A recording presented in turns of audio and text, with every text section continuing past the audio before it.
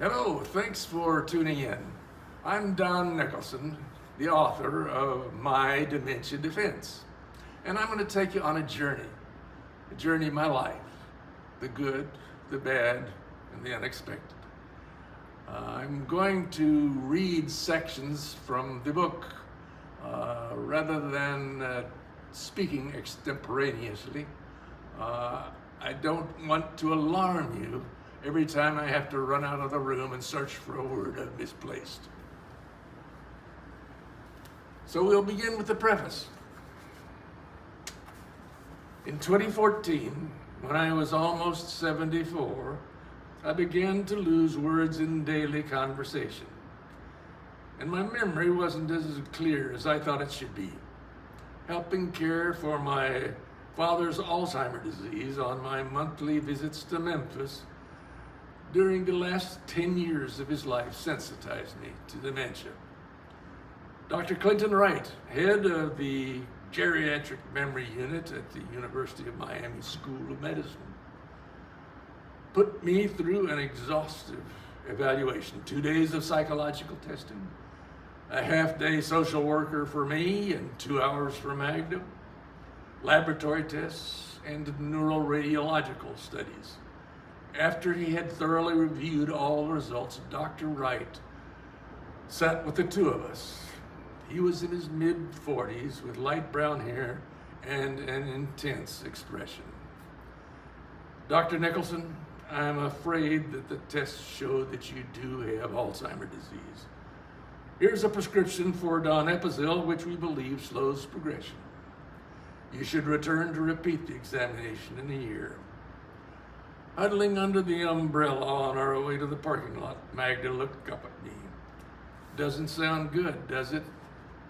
I smiled and vowed, I'm going to be the Michael J. Fox of Alzheimer's disease. After a few months trying to teach Magda to use Quicken to manage our family finances, we both gave up. I returned to denial, my original Dementia Defense.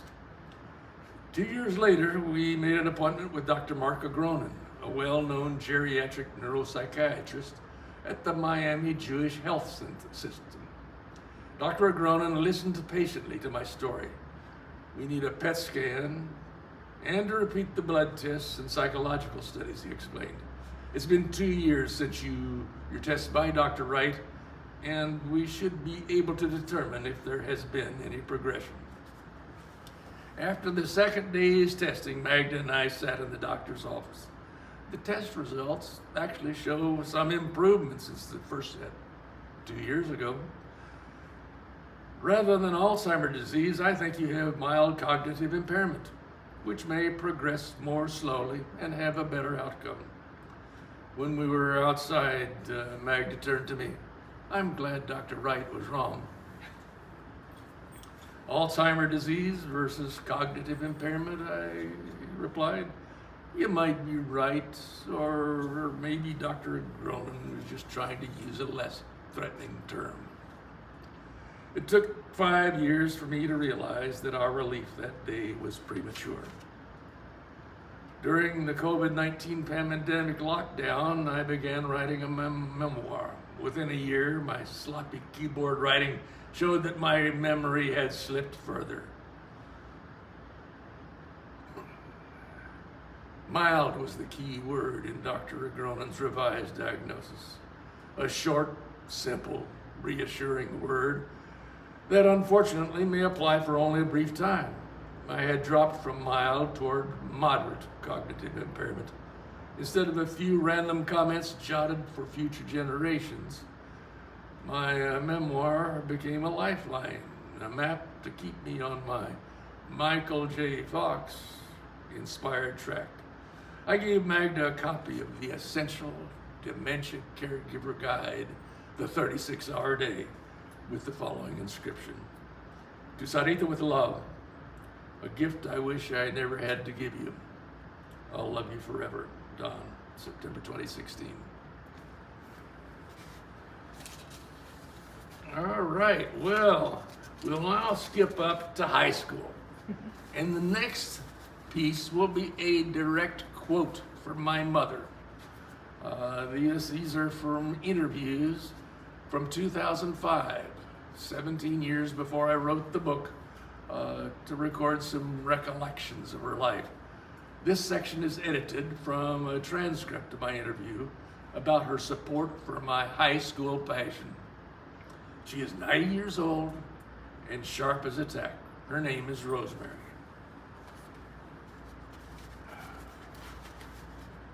Don, you mentioned my first anatomy studies. You had a very important role in those. Rosemary, I will never forget that. I might forget you, but I will never forget that experience. I went to the humane shelter each week to get a cat that they had just euthanized to bring home to you to dissect. By the time you had worked out there a little while, you were putting blue dye in veins and red dye in arteries. One day I started home with my dead cat in a box in the back seat, and I heard a thump, thump, thump. I didn't look, I didn't say a word. I just turned straight around and went back to the pound. The veterinarians told me it wasn't dead enough. They gave me a completely dead one, and I drove back home.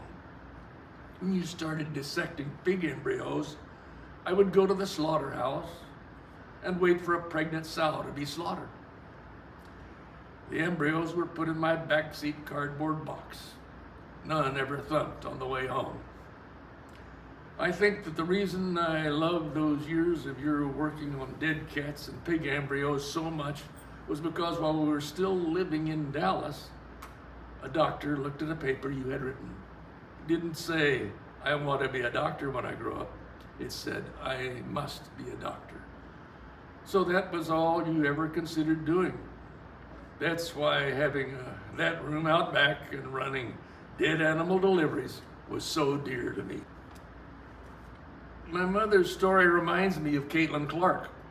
When she was a high school basketball star in Iowa, her father Brent enlarged the basketball court he had built on the driveway well into the backyard to give Caitlin the distance she needed from the basket to practice her signature three-pointer. Rosemary Nicholson and Brent Clark belong on the same parental support all-star team. We'll now skip to past college, past medical school, past internship and residency, to my very first permanent job. I was hired as assistant professor at the Bascom Palmer Eye Institute at the University of Miami School of Medicine in 1972. When I arrived 10 years after its founding, Bascom Palmer was the youngest, most exciting center of academic ophthalmology in the United States. Within a year, however, I recognized one obvious deficiency. Not a single faculty member or resident spoke Spanish, and there was no program to integrate Spanish into education and patient care. Even though the Freedom Flight program from Cuba still operated until 1973. Miami was becoming bilingual, Bascom Palmer was not. The faculty members at Bascom Palmer were each at the top of their subspecialty field. Retinal-vitreous, glaucoma, pediatric ophthalmology, cornea, cataract, macula, neuro-ophthalmology. Instead of becoming the bottom rung on a very high ladder, I decided to develop a new subspecialty, international ophthalmology. How did an ophthalmologist born in Oklahoma and raised in Texas and Tennessee become obsessed with the Spanish language to the point that it became a career focal point? The answer is one specific incident at one specific hour. I had been at Bascom Palmer only a few months and operated in the Jackson Memorial Hospital operating rooms, where scrub area connected with two operating rooms, one to either side. The swinging door between the scrub area and OR was often left open, allowing surgeons scrubbing to overhear a conversation in the OR while they scrubbed for a case in the other room. I was scrubbing and overhearing. In the adjacent OR, a retinal detachment repair had just begun under local sedation anesthesia, meaning that the patient was awake and mildly sedated, the eye having been anesthetized by a local anesthetic injected behind the eye. His face was covered with a surgical drape. The surgeon was Professor Victor Curtin. The patient was a Cuban in his 60s who spoke no English. Neither Victor nor the anesthesiologist, the resident, or any nurse in the OR that day spoke Spanish. Yes, Virginia, in 1972 Miami operating rooms, there were days when none of the surgical personnel spoke Spanish. The patient apparently moved his head. "Be still now," said Victor calmly. The patient moved again. "Don't move," a bit louder. At this point, someone may have tried to mangle, "No se mueve." The patient was still moving, now mumbling in Spanish. "Don't move your head." Not quite a shout, but getting there. Victor was speaking louder and louder to a frightened, uncomfortable patient, face covered, who couldn't understand a word of English, continuing to scrub. I saw my father on an operating table, surrounded by gallant and masked strangers, one of whom was shouting at him in a foreign language. In a dozen lifetimes, I could not have found a stronger incentive to study Spanish. In 1979, I founded and began directing El Curso Interamericano de Oftalmología Clínica, a course in clinical ophthalmology with simultaneous interpretation, English to Spanish, for practitioners who understand spoken Spanish better than English. By 2019, El Curso attracted over 700 registrants annually from Miami, from Latin America, the Caribbean, and Spain. A virtual edition in 2021 had 7,000 registrants. How did Spain get into the mix? When Franco was dictator, he eliminated English from all schools throughout Spain, elementary through graduate school. Thus, ophthalmologists who had not studied abroad could not understand English language ophthalmology congresses. I added Spain to my mailing list, and within a year, Spanish ophthalmologists comprised 20% of our registrants. All right, now that'll take us through the working years and now on to retirement, when I discovered my dementia. And let's start with a story about where it first came to light. And my favorite pastime during retirement was studying at the Osher Lifelong Institute at the University of Miami. For a few years I taught, and then I took courses.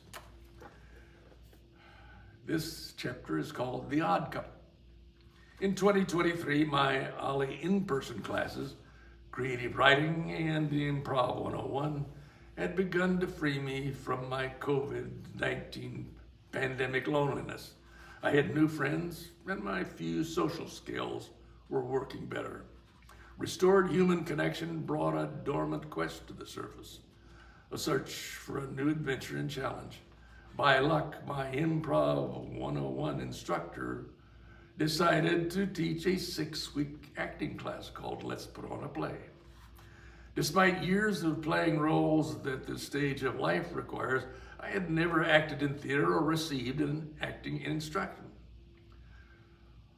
The prospect of starting from zero scared and attracted me. To my happy surprise, 2 of my classmates were also octogenarians who had no prior experience in theater. I had met both in Improv 101. Sheila Goodman, bubbling with a delightful, uninhibited sense of humor, and Jack Christie, retired proctologist. Yes, you read that correctly. We soon realized that we shared two characteristics that would bind and haunt us throughout the new adventure. First, we each had a deep but different sense of humor. Second, we were intimidated by entering the kindergarten of theater in our 9th decade. Would memory, voice, mannerisms, balance, and ability to follow instructions in a new language be there to help us? I was given the role of Felix Unger in a 15-minute segment of Neil Simon's The Odd Couple. After recording the lines of the other characters in The Odd Couple, leaving blank spaces for my Felix, I downloaded the recording to my computer. Every day I would rehearse with my computer. Once a week I tested the result at class rehearsal. I was terrible, so bad at memorizing my lines that by the next to last rehearsal, Randy Letzler, the director, insisted that I read and forget memorizing. I was not having fun. I had transferred my lifelong OCD tendencies, which had served me well as a surgeon, to memorizing a script. Practice and more practice were supposed to reach a perfect result. I had repressed the results of psychological testing 6 years before. Not being able to memorize this simple, brief script was the first overt sign of my dementia. The director and my 3 fellow cast members in The Odd Couple witnessed its public unveiling. I came out of the closet and decided to share my vulnerability in speaking with classmates and writing my memoir. Well, that ought to get me through that phase of retirement. Let me now take you to a chapter that I wrote about my parents' death. And there, I'd like you to be introduced to my father and some of his behavior and my reaction to it with his Alzheimer's disease, and then to some of the initial symptoms of my own Alzheimer's disease. This is from the chapter 25, and this subsection is called Bus Stop, Stuffed Tomatoes, and an Iguana. My dad's memory died when he was in his late 70s. By the time Mom, Janet, and I realized that he had Alzheimer's disease, he couldn't remember what he had eaten for breakfast, whose house he was in, or his best friend's name. I could never again have a conversation with him. Although the experience is at times difficult, for caregivers, the 3 of us agreed that no one had ever lived a happier last 10 years of life than Dad.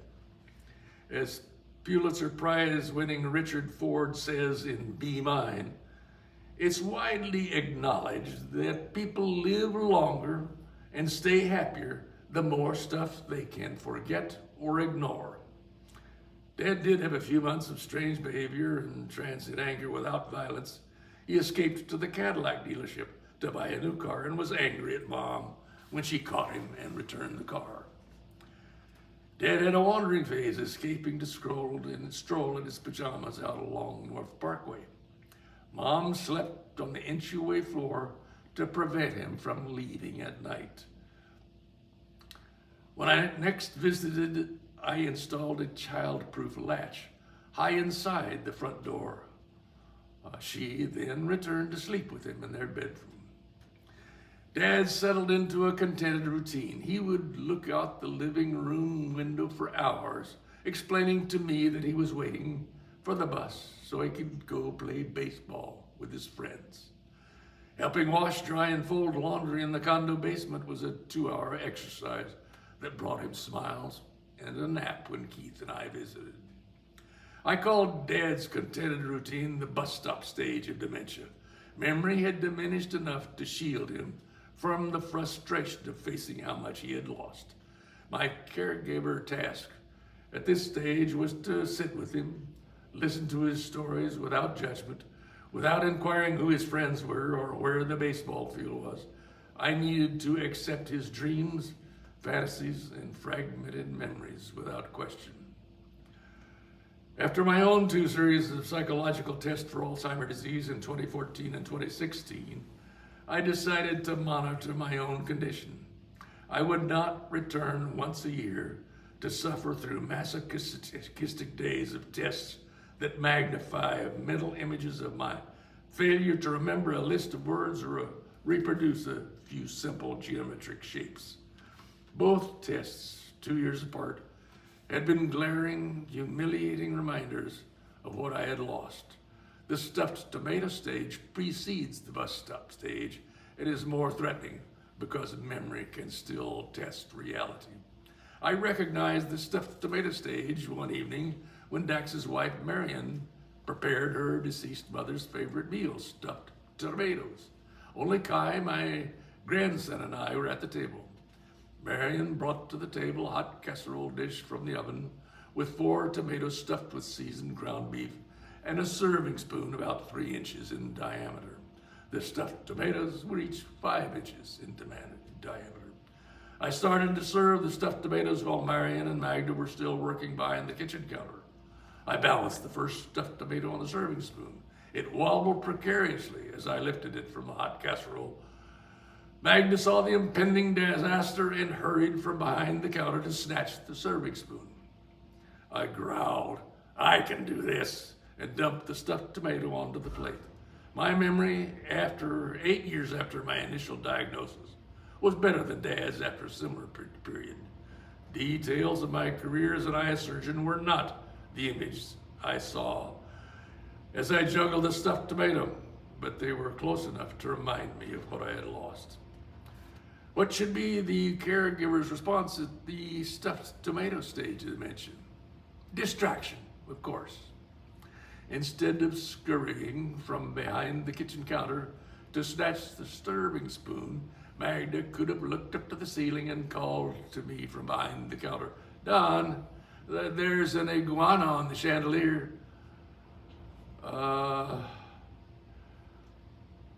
The iguana dementia distraction would have let me drop the stuffed tomato on the casserole dish, look up to the chandelier, and avert a moment of anger. While I was scanning the chandelier, Magda could have cut the stuffed tomato into quadrants and served them onto the plate. The next subsession is the improv theory of memory retrieval. Part 1, my comedy career. My favorite comedian is on planet Earth, Stephen Colbert. The funniest woman in the world, Judd Apatow.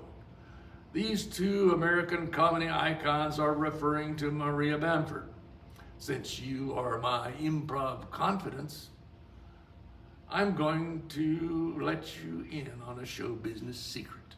I opened for Maria Bamford in 2011. In order to project the low profile and facilitate crowd control, the comedy show was advertised as a reunion of 1966 graduates of the Johns Hopkins School of Medicine. 1 year before the show, Dr. Diane Becker asked me to be MC. I spent the year compiling a voluminous collection of the biographical detail, photographs, and gossip on all members of the class of 1966. I organized the material into a world-class 45-minute PowerPoint presentation. The evening before the meeting, Diane called with one last change. "Don, we've also invited the daughter of one of your classmates to the event. I'll introduce her after your presentation." "Fine," I said. These affairs always involve some last-minute adjustments, so I didn't ask for details. The next evening, in the auditorium, packed with MD 66 graduates and family, I droned on for 45 minutes with illustrated biographical details of my classmates' achievements and quirks. After polite applause, Diane took the microphone. "It gives me great pleasure to introduce the daughter of one of your classmates, Joel Bamford, and his lovely wife, Marilyn.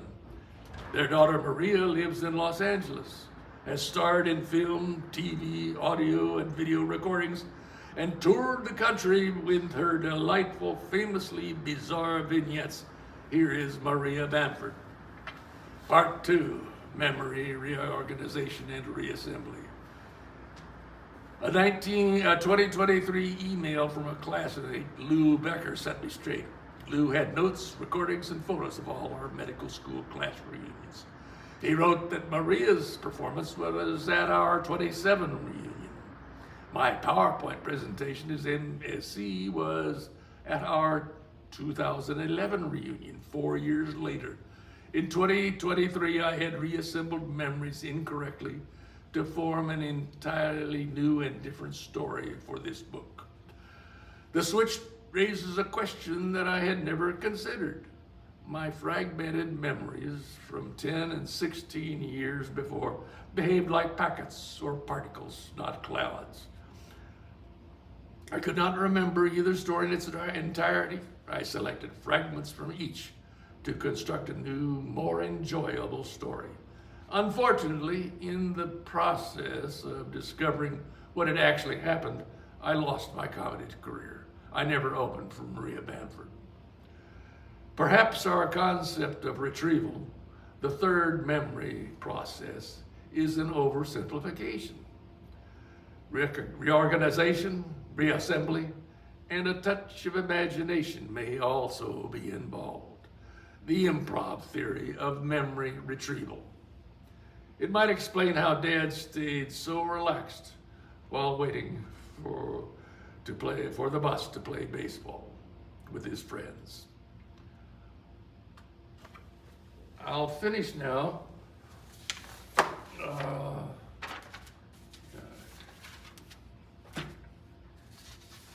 I'd like to finish now with my personal perspective of 20 years experience with Alzheimer's disease. I'm almost 84 years old. 10 years ago, I was diagnosed with Alzheimer's disease. 10 years earlier, I had been one of the caregivers for my father, who also had Alzheimer's disease. No matter how many more years I live, my number of years with Alzheimer's disease will have been but a fraction of my total time. This is one of the reasons I wrote my Dementia Defense. I want family and friends to remember my lifetime of personal connections, achievements, and sense of humor. Not the demented old man who failed to recognize his oft-used, properly tagged suitcase on the airport baggage claim. Thank you very much. That was the time. Now, are you gonna do something? Yeah. You Yeah, wanna do so it now, separate? yeah, I think you should get up now and just leave the camera. Leave the camera on the chair. Okay. And I will say, okay.